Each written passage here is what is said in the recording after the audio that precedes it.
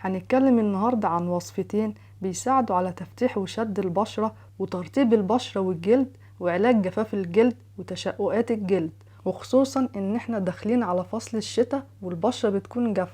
وهنستخدم في الوصفتين لبان دكر علشان فوائد لبان الدكر كتير. اهمها ان لبان الدكر بيساعد على تقشير خلايا الجلد الميت، وكمان في مادة الكولاجين بتساعد في تجديد خلايا البشرة وتفتيح لون البشرة. وكمان لبان الدكر بيعالج حب الشباب بالبشرة. وكمان عايزة اقول لكم ان لبان الدكر بيحافظ على البشرة مشدودة وكلها نضارة، عشان لبان الدكر مليان بمضادات الاكسدة ومضادات الالتهابات.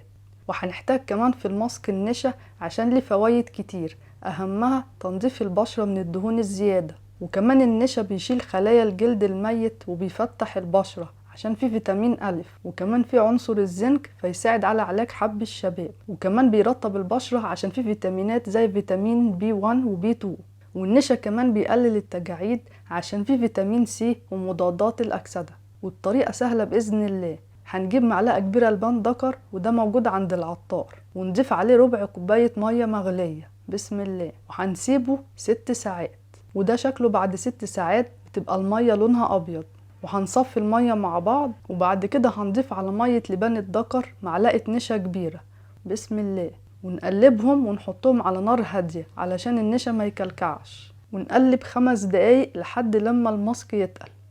وده شكله لما بقى تقيل، وهنسيبه يبرد شوية ونحط عليه معلقة كبيرة لبن بودرة أو لبن عادي بسم الله، وهنزود عليهم معلقة كبيرة مية ورد بسم الله، وهنزود معلقة كبيرة عسل أبيض بسم الله. وبعد كده نزود عليهم كبسولة فيتامين إي، وده فيتامين بيحافظ على نضارة البشرة، والفيتامين دوت بيبقى موجود في الصيدليات بسم الله. ونقلبهم مع بعض ونحطهم على البشرة مع حركات دائرية علشان تنشيط الدورة الدموية.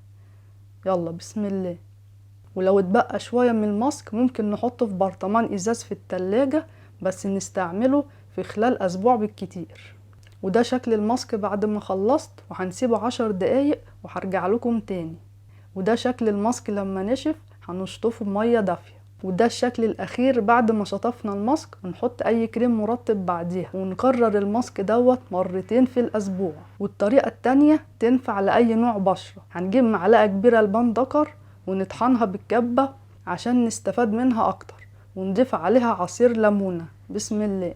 كمان هنزود عليهم معلقة لبن بودرة كبيرة بسم الله، وهنضيف على الماسك معلقة مية ورد كبيرة بسم الله، وهنزود عليهم ربع معلقة فحم صغيرة بسم الله، ونقلبهم مع بعض ونحطهم على حمام بخار علشان الماسك يبقى دافي قبل ما نستعمله. وده شكل الماسك بقى جاهز، وهنستعمله على البشرة مع مساج حركات دائرية عشان تنشيط الدورة الدموية اللي في الجلد بسم الله. وهنسيب الماسك 10 دقايق لحد ما ينشف وارجع لكم تاني. وده شكل الماسك لما نشف، وهنشطفه بمية دافية، بس ناخد بالنا واحنا بنشطف الماسك نعمل حركات دائرية للبشرة. وده الشكل الاخير للبشرة، وانصحكم تعملوا الماسك ده مرتين في الاسبوع.